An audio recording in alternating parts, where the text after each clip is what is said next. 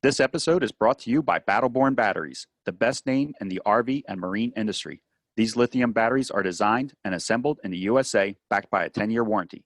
The best solution for your battery anxiety, so go check them out at battlebornbatteries.com.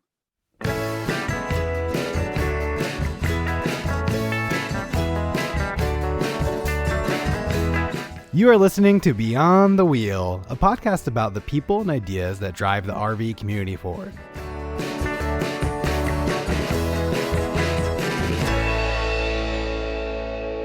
If you enjoy boondocking and dry camping, then you're really going to enjoy today's episode. We have Travis Carr, the president of Escapees RV Club, on with us. He is going to tell us all about their new RVer's boondocking policy. They have come up with some simple guidelines to help preserve BLM land. These guidelines will not only keep our land safe, but help everyone enjoy the opportunity to unplug and experience the peace and quiet of going off-grid. It is so important to respect the land and one another, and Escapees policy makes it easy to do just that with their 5 points of practice. We hope everyone takes these points seriously and helps spread the word of how we should be treating each other and the land that we camp on. Now let's welcome Travis to the show. All right, Travis, welcome back to the show. I think you're only our second repeat customer to be on the wheel. So we really appreciate you taking the chance of coming back on. Absolutely. Thanks for having me back. Sounds like an honor. So glad to be here. And before we jump into the subject that we're going to talk about today, I just want to hear how the annual bash went. Oh man, it's every year it just gets crazier, and I don't know how. Every year we always say I don't know what we're going to do next year, but somehow with JP and the team, it just I don't know. In the community, it just goes over the top, and yeah, it was a great year. A lot of fun, a lot of good happenings, and very similar to last year, just more of it somehow, if you can imagine that. With the addition of the tent and trailer, we had a whole other venue, so it just added more opportunities for us this year. So it was a great event. Yeah, good. Sounds like it went really well. Nearly 800 people there this year. Wow. That's a lot. Yeah, it's wow. quite a few. So what we're going to talk about today is your new RVer's boondocking plan. Can you kind of explain to us what it is and why did Escapees feel it was important to develop this plan? Yeah, so, a little history here. The club as a whole has always had a lot of advocacy history. About 20 years ago, the club created the overnight camping policy known as the Good Neighbor policy that my mom was really involved with. And that was in regards to retail locations or, privately owned properties such as a Walmart, for example, and policies around that to create a better atmosphere for not only the owners, but also, expectations for us staying there overnight and kind of establishing those policies. And really that policy came to light due to the big boom in the 90s of RVers hitting the road and becoming more in the spotlight. And so it's kind of really the same story regarding the boondocking policy, because it's the same thing. We're seeing this huge influx of RVers hit the road, and the industry is the biggest it's ever been. And again, with that comes more spotlight on us RVers and what we're doing. And I think we're finding a lot more use of boondocking BLM land or state land more so than ever, just because it's easier to find now. Again, back to technology. We talked about this last time a lot, and the impact that it's had on the industry is huge. With sites like Campendium and freecampsites.net and all these guys that are crowdsourcing these locations, they're just easier to find and they're more accessible. And you combine that with so many RVers hitting the road, and you just have a lot of impact, potential impact that's happening on these lands. So this was a way for us to educate not only our members specifically and kind of set guidelines of what we see as the rules and kind of policies and set those expectations, what we want to hold our members to, but also to educate those just in the RVing community who probably don't know or, maybe new to the lifestyle and not really understand the impacts that you can have on these lands and the consequences you could potentially incur if not using them properly. So that's really the roots of it. I know it's a long story. Yeah, there's a lot of good backbones here, and it's really about just protecting the industry, protecting our RVers, and protecting our beautiful lands. Yeah, I think this is awesome that Escapees is stepping up and putting this guide together. Is there anybody else that's participating to get this boondocking policy together or put this policy in place? Yeah, so the idea was kind of born back in July internally, but since then we've had members reach out to us kind of with the same thought process, which was really funny time-wise. So we had a lot of support from the community that we've been consulting with, really well-known members who utilize public lands. on this. But in addition, there's also been industry support since we've announced it. We've had Dometic, Winnebago, Harvest Host, and we've had several others that are in the works about to join. We just can't talk about it now, but we're confident that this list is going to get very long, and we'll see some pretty big names in support, including hopefully some federal agencies behind it. So that's the hope anyway. Our goal is to get as much support as possible. And there's a lot of organizations out there, Tread Lightly, Leave No Trace. They do a great job of educating on this topic, but they're not RV specific. So that's kind of where our policy differs, is we're RV specific, and that's our target.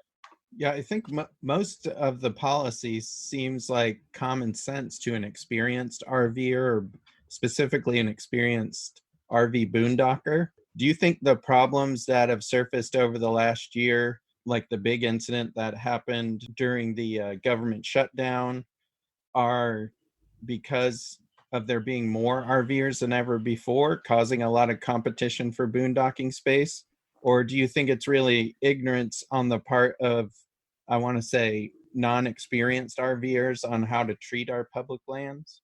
Yeah, I think it's a mix. And I think a lot of it, I want to be optimistic about it and say it's just inexperience and not really understanding. People go camping all the time, but when it's on a public land that there's no one out there policing, it's not like a campsite, right, where you have to drive around, pick up trash, every day and doing those things. So I think it just really is kind of part of that. What a lot of us take as common sense, because we've been doing it for so long, it's not necessarily common sense. There's small things. Picking up trash, no one should have to tell you to pick up trash. That's like everybody should just be doing that. It's part of their lives, no matter, you're an adult, pick up your trash. Yeah, but there are some things like, understanding that, not driving off the beaten path, don't remove sticks or burn firewood, things like that I think there's a little education there. And those kinds of things require a little more, just helping people out. It's funny that you mentioned not to leave trash. I just recently saw on Instagram, somebody posted a photo at Joshua Tree. I don't know if you guys seen this, where somebody took auto parts of a vehicle and hung them in one of the trees. And then somebody else took a photo of it and said, is this art or is this trash? And I was surprised to see that some people were posting that it was art.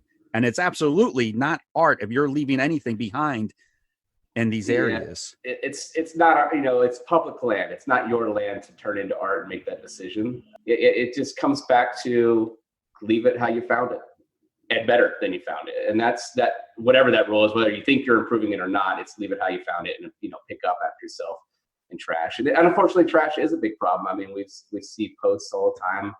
Luckily, we have a great community. I also see posts of people picking up trash, and sharing the bags and taking it to the dump. So while there's, some bad happening, there's also a lot of good happening too. So let's not forget that side. But yeah, it's unfortunate. And is it all RVers? Is it campers? There's trash people bring it in, dump it on public lands all the time, unfortunately. And we just need to do our part to make it better. Yeah, and I think a lot of places, whether it's state land or federal land, they have rules. They have established rules actually at most of these places. Do you know of a way for people to know before they go what the rules actually are? Yeah, so I mean, and the hard part about that is the rules vary depending on the entity a little bit. I mean, there's a lot of common sense rules, but really what we recommend is checking with the agency. So if it's BLM, find the local BLM office, give them a call, talk to them and figure out their guidelines, because it can just differ from state to state as well to a degree. You are on federal land, so federal law applies regardless of what state you're in. Don't need to go into details there, but you could probably take some thoughts. So it's really best to contact the agency or find the local station and talk to those guys, because they know what's open, what areas are great to camp in, and they give you a lot more guidance than, just driving out there and figuring it out for yourself. So definitely recommend talking to the agency in charge.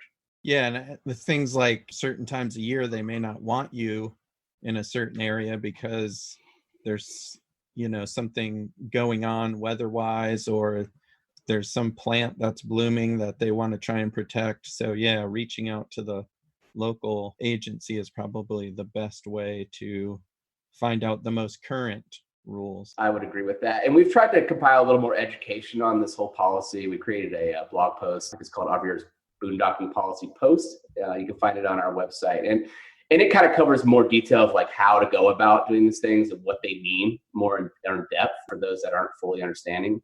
A little bit of a guide there. So, the policy is meant to be really short, but we're trying to expand that education as well so people can find the resources that they need to understand it and why.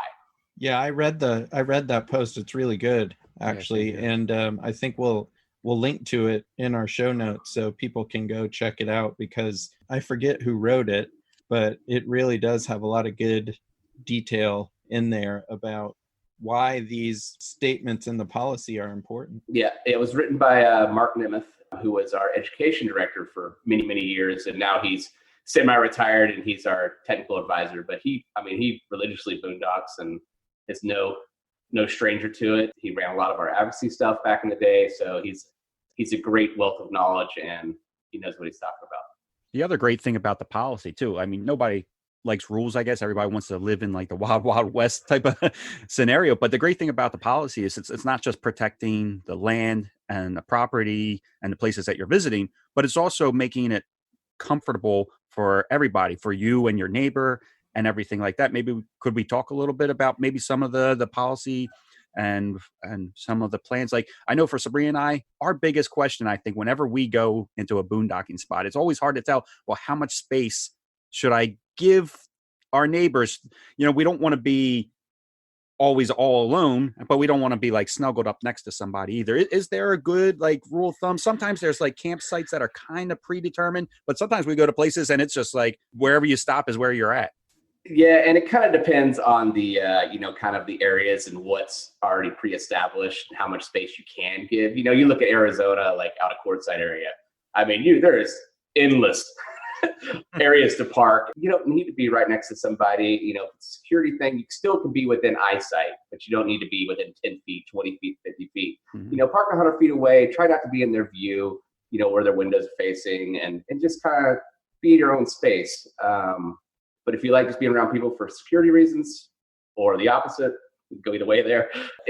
Just stay enough to where it feels like you're in your own space and not somebody else's. I like that window view tip. That's a good tip, actually, not to block somebody's view because they're out there to enjoy the nature and the view. Exactly. So that's a good one. Exactly. And a big part of that overcrowding, it's kind of really, the big part of not parking right next to your neighbor is part of overcrowding. What we don't want to do is take small places like, I don't know if you've been to Sedona, Arizona, out in that area for the public lands. Is they're pretty small little parking areas, and what you'll see sometimes is 10 rigs crammed in there all together, and maybe they're a group, and that's not too big of a deal. But what tends to happen is when we start overcrowding, then you start encroaching on those off beaten paths, right? You start like kind of making your own roads because you can't get around people, and that's what we really don't want to happen. Yeah. Why? It's not only respect for your neighbor, but also it kind of starts to lead towards that, protecting the lands that you're on. And that another one that comes up quite a bit when you're boondocking is in an area that doesn't specify generator hours or quiet hours. Is it okay to operate your generator overnight? The answer there, our policy is no. 8 to 10. It's really, and it doesn't mean you run it from 8 a.m. to 10 p.m. all day either. It's as needed, to top off your batteries and keep them safe. But yeah, you really shouldn't be running your generator overnight ever. It's just not courteous to anybody around you that's in the area. And if nobody's not, it's still, you're out and you don't know who's around. You can't see everyone, especially in wooded areas. And the generator carries a lot of noise. It's quiet out. So it just goes back to you're boondocking. You're there to, kind of camp in a house. Yeah, and I think it may actually affect the wildlife, that's in the area. So they start to not come around. You're in their home. You're exactly right. Really good point. Let them have their home the way they're used to it. Yeah. And speaking of the wildlife, what are some of you guys have any tips as far as protecting not just the wildlife, but maybe ourselves as well? Like what's good policy as far as protecting wildlife and protecting ourselves against the wildlife? Yeah. So they are wild. You wouldn't walk up inside of a zoo cage, right? You're at a zoo, you stay your distance away. And it's the same thing. You shouldn't be feeding animals, enticing them to come to you. They are wild. You don't know what they're capable of or you could be providing harm to them as well. So not only can they be harmful to you, you interacting can be harmful to them as well. So it's really just best to enjoy them like you would Bambi and just look at them and wave at them from a distance and, And with that said, pets, your own pets can be an issue with wildlife. Keeping them near you, controlled, on a leash if you can. I know you don't have to, but keep them controlled, which keeps everybody safe. Last thing you want to do is be between a dog and another animal who happen to get in a disagreement. Yeah, and then another one that I've seen people do actually out boondocking is dumping their gray tanks. And I don't think that's something a lot of people, you shouldn't really do that, I don't think.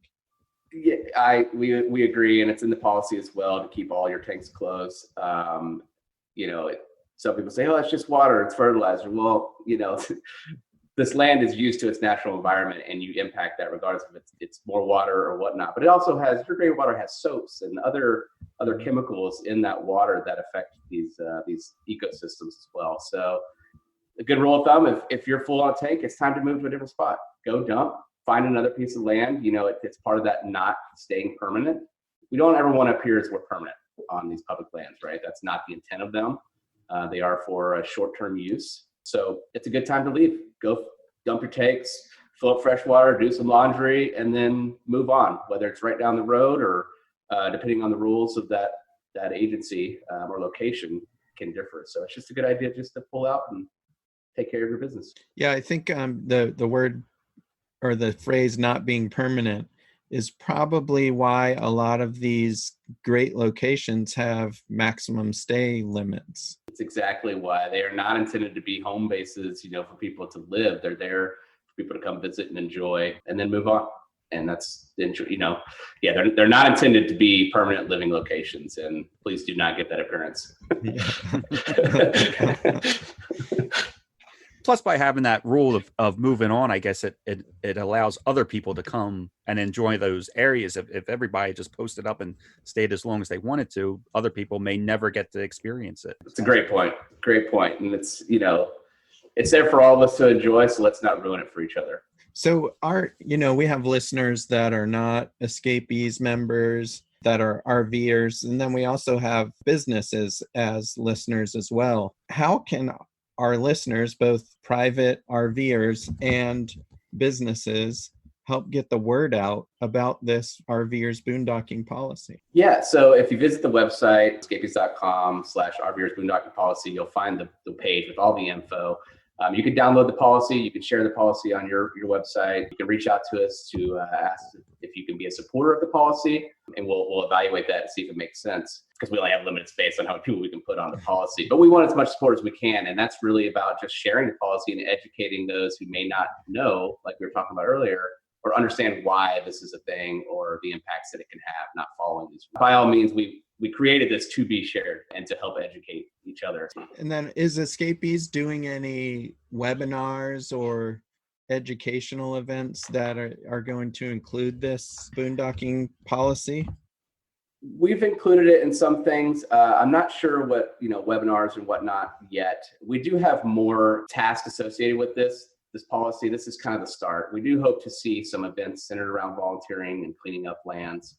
I don't know if you saw the hangout where they were at Carlsbad Caverns doing a massive cleanup there as part of their little get together. So we hope to see a little more beyond the policy, a little more engagement, direct engagement of this nature as well, kind of coming, along with some other things. You'll see more of this policy and more happenings with it.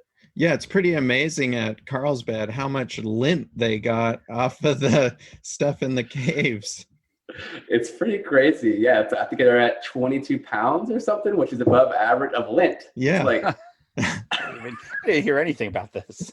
Yeah, they're in there with tweezers and little brushes picking lint up all the formations, cleaning it up. Yeah, volunteer their time. So it's pretty wild. I mean, just something small like that, though, just shows you the impact that we have on these locations. So I think it's a perfect example of, if we're going to be out there using these beautiful locations, we should be also doing something to preserve these locations for the future. I agree. I 100% agree with that. Yeah. And also without a policy in place, and with people just really treating it like however they want, I guess the ultimate fear is that these places go away, that the government does step in and say, hey, look, nobody's being responsible. we're going to have to shut this area off to the public, and then nobody gets to enjoy it. I would imagine that's the main fear. I mean, it can be an outcome depending on, what happens. And that's why we want to get ahead of the game with our policy, just like the same with the good neighbor policy back in the day, as we were kind of behind the game then. The RVers got the limelight. It's all of these locations, and there's a whole history there, which you can also find on the website if you're interested in that policy and kind of how it came to be. But it was very similar in the sense of like, it can almost become too late, right? Once an agency makes a decision like, this is the problem, and we're just going to attack it, it becomes very difficult to correct that or educate them differently. So this is about getting ahead of that and being proactive, being a great community, of RVers, and helping do our part, clean up the lands that you're there, volunteer your time at the BLM or anywhere else. We have resources for that too, that you can get involved. And yeah, because that would be the worst thing to happen is we start seeing places get shut down or destroyed. Yeah, I'm curious. You guys really are the main sort of organization that's focused on the full-time RV lifestyle. Are you still seeing a growth in full-time RVers, or is it starting to flatten out a little bit? Club specifically has been continuing to grow year over year, which to me entails that there's just more full-timers and just RVers in general hitting the road. So I don't think it's slowed down or going to anytime soon in that regard. There is definitely a huge influx, and the largest the industry's ever been is right now. Yeah, so it really is important. It's even more important every year as it grows for us to sort of police ourselves as full-time RVers to prevent, like you said, losing primo camping spots, really. Exactly, because there's not, RVers are weird, right? They're not like in the laws clear as day like the rest of the world, So what happens is we start getting lumped in, or things happen unintentionally as RVers or the RVing community that wasn't intended, just because we're outside the box. We've got to really be protective of that and do our part. Otherwise, yeah, the box kind of hurts us sometimes. I was on also ask you, Travis, about campfires. The laws change kind of quickly, especially depending on the areas that you're in. I don't think it's always updated or posted at the sites that you go to. Is there a quick, easy way for people to find out, is it okay to burn or have a campfire in a location? The easiest way that I'm going to say is avoid it and get a propane fire. There you go. Honestly, that's the easiest way to not have to deal with that hassle, and trying to do the research and find out, because you're totally right. It is difficult. It's not up to date sometimes, and it's hard to find who to contact to get to know the info. But propane fires are almost always allowed, even in vans sometimes. So, or most of the time, I would say. So, and you don't have to stuff them out, worry about that. You just turn them off. Yeah, and then you don't stink up your RV with smoke. You don't smell of smoke. There is no smoke. It's exactly. Big fan of the propane fire pit. Yeah, Sean and I both have them. Yeah, we do too. I can't even remember the last time we started a real fire. I don't even know. Going back to how our listeners can help get the word out, you said we could download the policy. Anybody can download the policy and post it on their social media, their website, anything like that. And there's no penalty or problem with doing that. No, there's no copyright or anything like that. No, just share it. Obviously don't change it. Right. Keep it as is. But no, we welcome you to share that. And even if you, as you're boondocking, see something that violates the rules, we encourage you to provide the information in a nice and positive way. That doesn't mean you go knock on somebody's door and yell at them for doing something wrong, but just explain to them the impacts that they're having, and share the document if you're comfortable doing so. But yeah, we welcome people to download it and share it on their media channels or websites. So is there anything that we didn't highlight in this conversation that you feel is important to talk about or discuss regarding this RVers boondocking policy? I think we covered a good part of it, and the main part being the story of why it's important. People can go find and look at the rules themselves. I don't want to go through every single rule, obviously, but it's very quick and short. Take a few minutes just to read it over and learn more about it, and hopefully you'll learn something new. And even if you are an experienced RVer and experienced boondocker, it's always good to go back and review those and refresh your memory on something you might have forgotten about, or maybe neglected to do over a certain period of time. It's always good to refresh your memory on what's important as a community to keep doing. And they're very, very easy rules to follow. It's not going to take away any type of experience that you're having out there. It's actually going to enhance the experience for everybody. So definitely take a look at them and please follow them. Is there anything else regarding escapees or anything that you want to talk about? There's always something, but we'll save that whole story for another show. Okay. Hopefully, and I'll be back for a third time. Then I can be the third time. There you go. Return. That's I look right. forward to it. That's right. And yeah, something we definitely want to talk about in the future, and something we've been hearing a lot about lately, is the hangouts that you guys are doing. Those seem to be getting more and more popular, and I hear a lot of people are enjoying those. We'll definitely have to have you back on to talk about the hangouts. Anytime. Well, again, thank you guys so much for reaching out and wanting to support this and share this. You guys are a part of the cool part of the story in the community, doing the right thing and getting this out there. So really want to thank you guys for showing that support and having me here to talk about it. All right. Well, thanks so much, Travis. We really appreciate it. Kenny and I were happy to be a part of bringing this boondocking initiative to the public. As an organization, Escapees helps RVers by providing tools to make RVing easier, but more importantly, they are advocates interested in protecting the RVing lifestyle. Sometimes that includes advocating for RVers, and sometimes, as in this case, advocating for the protection of the resources RVers enjoy. To read more about this initiative, click on the link in our show notes. Also, spread the word by sharing this boondocking policy on your social media.